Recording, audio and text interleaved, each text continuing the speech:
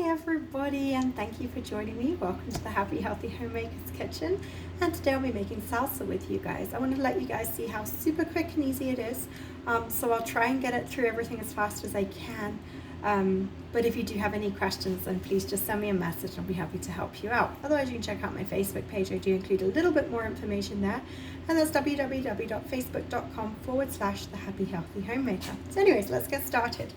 So what I have here is 10 cups of tomatoes peeled and chopped, and check out my video if you need help for how to do that quick and easy.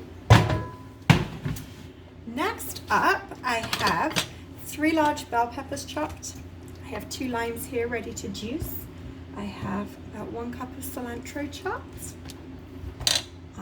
2 large onions chopped, 1 bulb of garlic chopped, but I'm going to show you how I usually do garlic right here, as it's a little bit quicker and easier. But my little one has already got peeling it, so we just went with it and I chopped it up with one of them. And then right here in this pot, I have 1 tablespoon of chili. You could also use jalapenos chopped up and pop them in, a couple of those, but I just used chili flakes today. 2 tablespoons of oregano and 1 tablespoon of basil. So let's get started. So I'm using a cast iron pan right here, but you can use whatever frying pan you have on hand. I've just heated it up, and I'm just going to add in 1 tablespoon of olive oil. So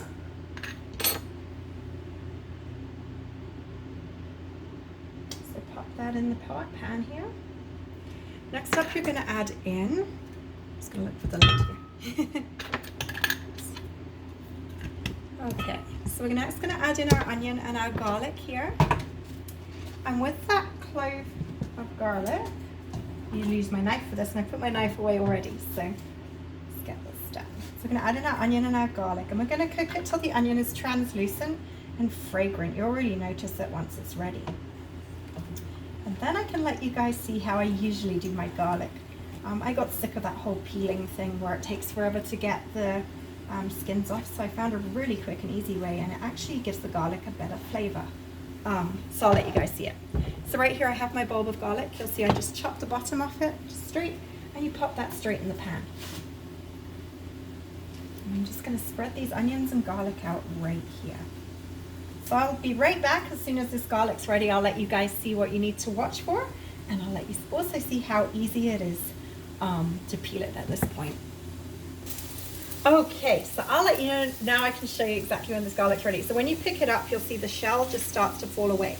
You're then going to pull out each of these little, and you'll notice it's super fragrant at this point.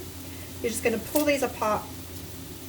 Grab hold of one of these cloves here. They're a little bit warm, so take your time with this, but just watch how they come out. This is one of the bigger cloves I have right here. So you see it just starting to pop right out there. There we go. So it releases the oil in the garlic, makes it super easy for it to slip out the shells. There you go. And with practice, and when you're not trying to do video, it comes even easier. So I'll get this garlic going, and then I'll be right back. So that's our garlic back in the pan here. Another beautiful thing of doing it this way is that you've got the flavor infused in the oil that you're cooking in, so it gets a little bit of an extra oomph of flavor. Plus, it goes nice and soft, so then you can just mash it in the pan if you're short of time. My little one is here with me, so you have to bear with me here. So the next up in the pan, now that our onions are nice and translucent here, we're going to pop our peppers in there. And we're just going to cook them till they're soft.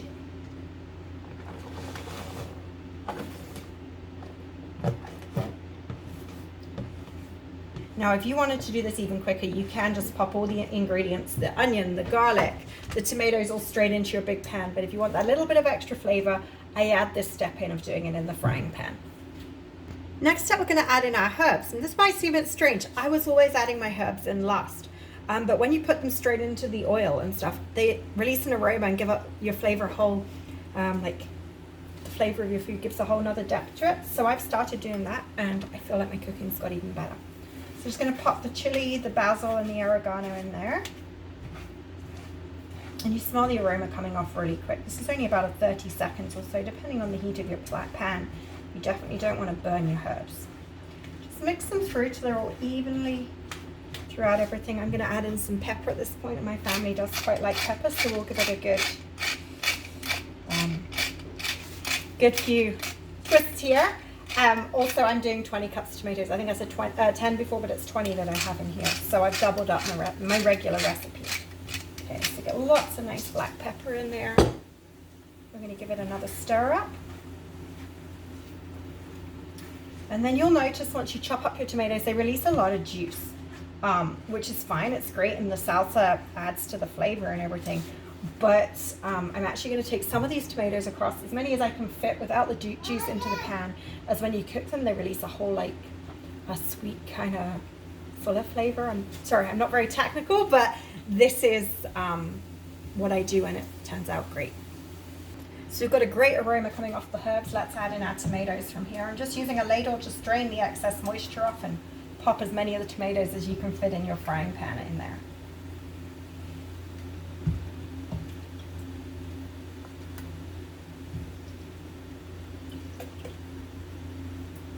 Just get those all popped in. I'm just going to cook them through till you feel the fragrance of the tomatoes coming off, and I'll be right back. Okay, we have my little lady joining us, but once it starts to simmer, that's it ready to pop into your big saucepan right here. So I'll get that done and I'll be back. Okay, so that's a tomato mixture into our big saucepan here. It's smelling fantastic. At this point, you could give it a taste if you wanted to see how you want to tweak it for your family. I don't add sugar to mine, but you could add sugar if you like. You could add extra salt. You could add whatever you need. Excuse the lighting in the background, but at least she's quiet and entertained. So we're going to add in 4 tablespoons of pickling salt. You want to make sure it's pickling salt, otherwise it can cause color changes and in your canned goods. So we're going to add in 4 tablespoons here. 1, 2, 3, 4.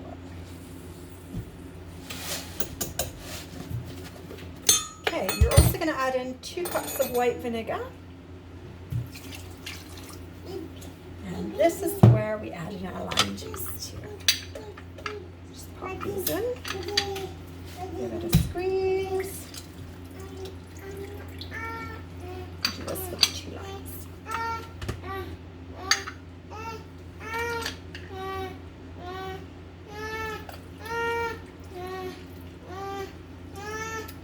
Making salsa since 2016, and each year we seem to make a little bit of a bigger amount, and we go through it even quicker by the time we gift it to people, and that kind of thing. So it's a really exciting time. It's one of my favorite times of year, although it is busy.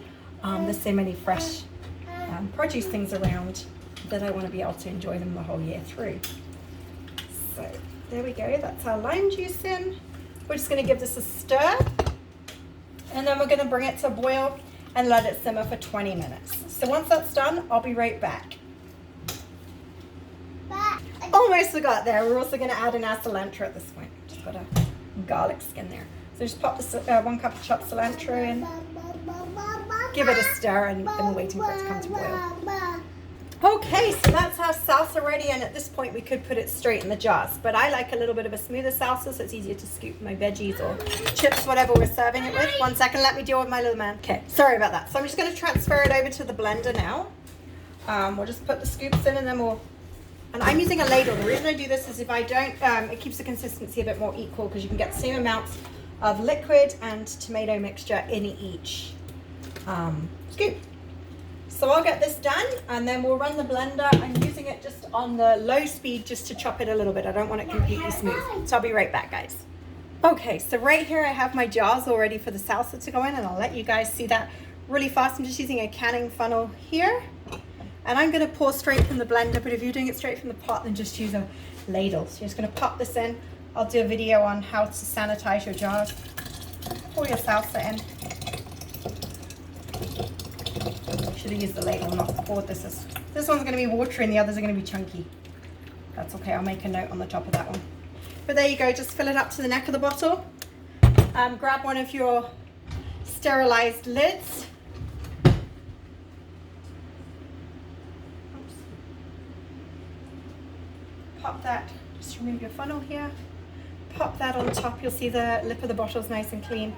Pop that down. Then you'll add one of your panning rings, I'll get that. Tie it on, and you're just going to make sure it's really hot to work with now, so you can tighten these later, but the biggest thing to watch for is just to make sure your lid is popped right down. Instead of, you won't be able to do this once it's sealed. So there you go, canned salsa, super quick, super easy, and you know exactly what's in your food. So a fun activity for the whole family. Have a good day, everybody. Thank you so much for watching and hanging out with me. Be sure to check out my channel, Happy Healthy Homemaker's Kitchen. For more videos like this, check out my Facebook page for my day-to-day, what I'm up to, www.facebook.com/The Happy Healthy Homemaker. I'm also on Instagram under the Happy Healthy Homemaker, maker of the Happy Healthy Home. Thanks, everybody. Bye-bye.